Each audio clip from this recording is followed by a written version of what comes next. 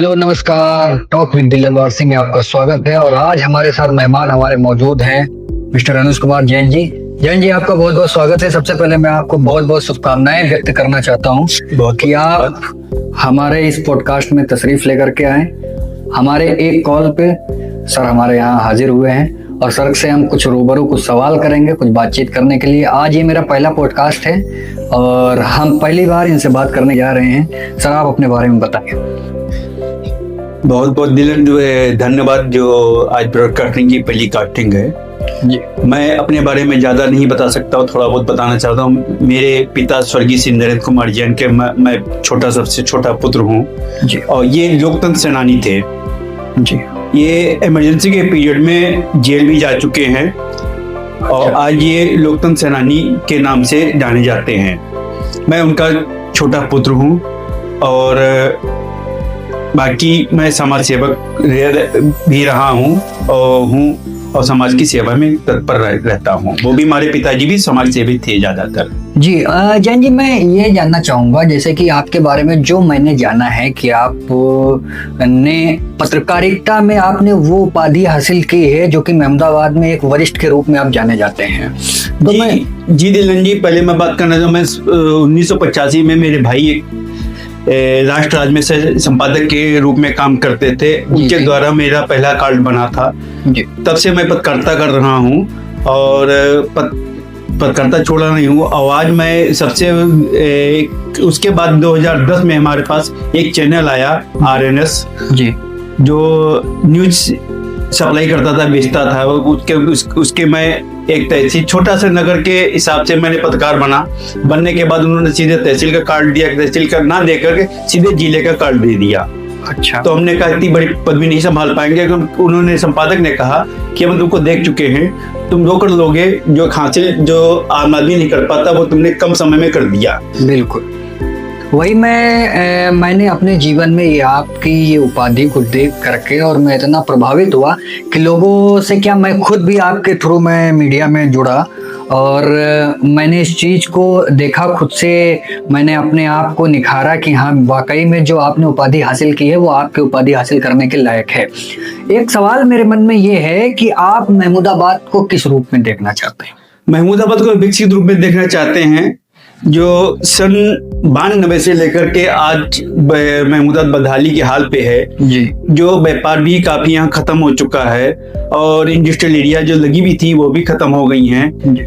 और कोई आज विकास के नाम पर थोड़ा चल रहा था, थोड़े से इस समय थोड़ा सा विकास कार्य दिखाई दे रहा है, लेकिन वो भी स्लो स्पीड में चल रहा है। इतना स्लो चल रहा है कि हमको लगता है कि जल्दी विकास कार्य पूरा होने वाला नहीं है। अच्छा, मैं अभी देख रहा था हाल फिलहाल में कुछ वीडियोस वायरल हो रही थी महमूदाबाद को जिला बनने को लेकर के, तो आप अपनी क्या राय रखते हैं जिला बनने पर और ना बनने पर? देखिए जिला जी, जिला तो खैर बनने के कगार पर महमूदाबाद था जी और 2 बार इसकी कोशिश भी की गई और जिले में नाम भी आया, फाइल कंप्लीट भी हो गई, घोषित होने वाला था। उसके किसी कारण क्या हुआ कि ये घोषित ना होकर बलरामपुर को घोषित करना पड़ा। अच्छा, तो आप क्या कहना चाहते हैं कि महमूदाबाद को जिला बनना चाहिए या नहीं? नहीं, जिला तो बने तो अच्छी बात है, लेकिन हमारे हिसाब से देखा जा रहा है इस समय जिला बन नहीं सकता है क्योंकि ये इसको लखनऊ NCR को से जोड़ दिया गया है। अच्छा, आपको क्या लगता है कि महमूदाबाद में भी क्या किस चीज की कमी है जो कि जिला ना बनने की वो बहुत बड़ी क्षति है महमूदाबाद के लिए? जी, पहली बात तो अगर जिला बनने का तो उसके लिए सबसे पहले तो कारागार होना चाहिए, तहसील की भी कचहरी की बिल्डिंग होना चाहिए जी। और भी बड़े बड़े ऐसे कार्य हैं जो जिले के मुहैया होते हैं, मुख्यालय है, वो सब होना बहुत जरूरी है। उसके बगैर जिला अधूरा है। बिल्कुल। अच्छा, एक चीज और जो कि अभी हाल फिलहाल में जो SIR से आप क्या समझते हैं और SIR का जो अभी मामला चल रहा है उसके बारे में आपकी क्या राय है? SIR तो जो बन रहा है ये हमारे हिसाब से बहुत अच्छी चीज है जी।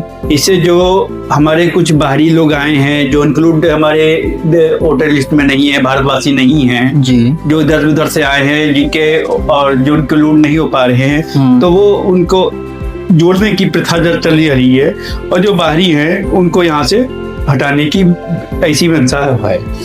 अच्छा। और अभी हालांकि जो मुझे पता चला कि अभी SIR का मामला जो है, जो बहुएं मतलब जो बाहर से ब्याह करके जो यहाँ पे आई हुई हैं लेडीज हैं, उनको थोड़ा डेटा देने में तकलीफ हो रही है। उनसे आपको क्या मतलब, आप क्या सोचते हैं कि उनका डेटा सबमिट होना चाहिए या नहीं होना चाहिए? भाई हमारे हिसाब से बाहरी आई हैं तो खैर जो लायक यहाँ पे हैं तो उनको थोड़ा सम्मान देना चाहिए, लेकिन जब यहाँ पर इंक्लूड नहीं है, भारत वास की है नहीं, तो उनको प्राथमिकता हमारे हिसाब से नहीं मिलना चाहिए। जी, अगला सवाल मैं आपसे ये जानना चाहूंगा कि आपने अपने निजी जीवन में पत्रकारिता की शुरुआत कहाँ से की? सन 85 से मैंने पत्रकारिता की जी। उस समय हमारे भाई राष्ट्र राज्य के सह संपादक थे, उन्होंने पहला कार्ड हमारा इशूल किया, जो मैं पत्रकार के रूप में उसका, फिर सन 92 में मैं कई पेपरों में ज्वाइंट हुआ, फिर 2010 से मैंने सक्रियता निभाई इसमें, फिर RNS न्यूज का चैनल का मैं पत्रकार बना। पत्रकार बनने के बाद उन्होंने सीधे तहसील का ना दे करके सीधे हमको दे दिया जिले का। अच्छा। तो उसमें हमने जिले में कई न्यूज भेजी और हमारी न्यूज चली। एक हमने एक जीनत कांड हुआ था यहाँ पे। अच्छा।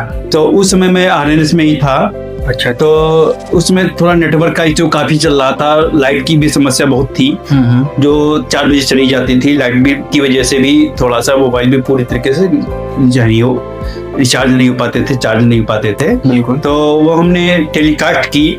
उसमें अध्यक्ष में बहुत चल रहे थे। मैंने कई लोगों से कहा कि हमारे साथ चलो, कहा भैया हमको मरना नहीं है तुम्हारे साथ में।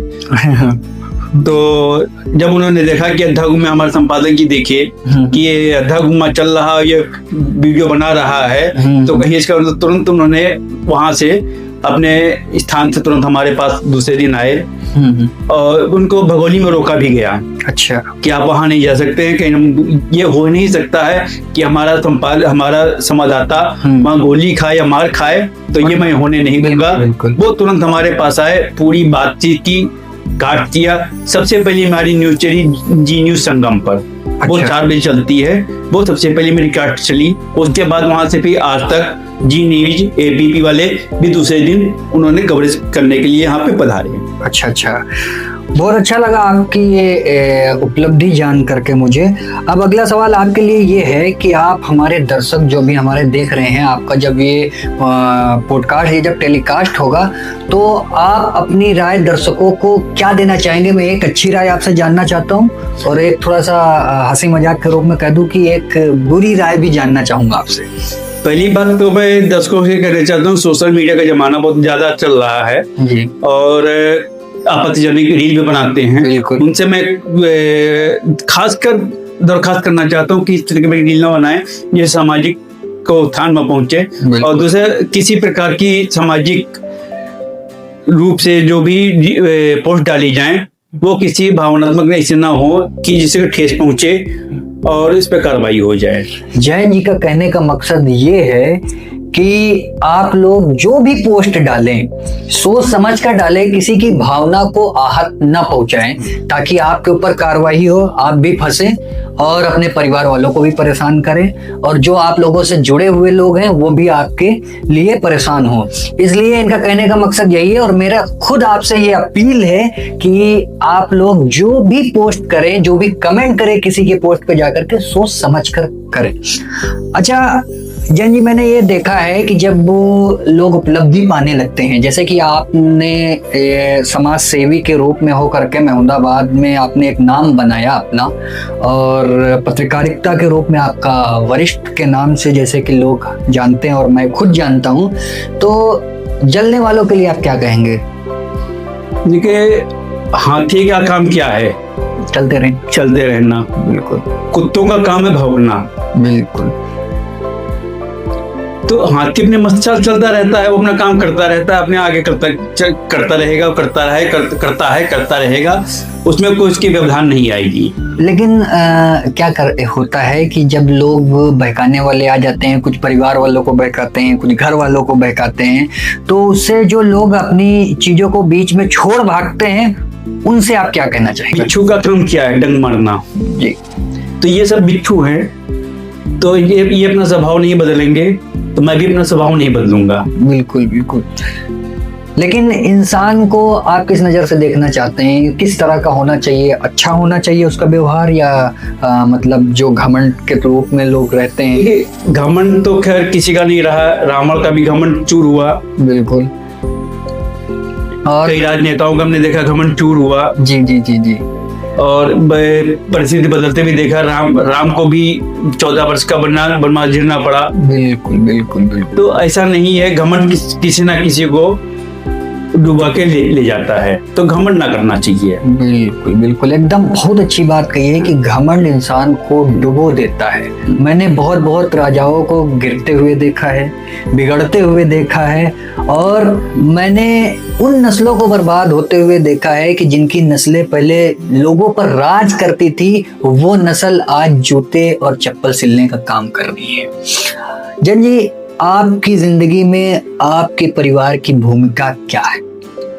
देखिए, परिवार को हमारे लिए प्राथमिकता, सबसे ज्यादा प्राथमिकता है परिवार के प्रति। जी। मेरा एक बेटा एक बेटी है, मेरी एक धर्मपत्नी है, मेरा छोटा सा परिवार है। मैं अपने परिवार के सदस्य रहता हूँ, और जो खुशियाँ अपने परिवार को दे सकता हूँ वो देने की कोशिश करता हूँ।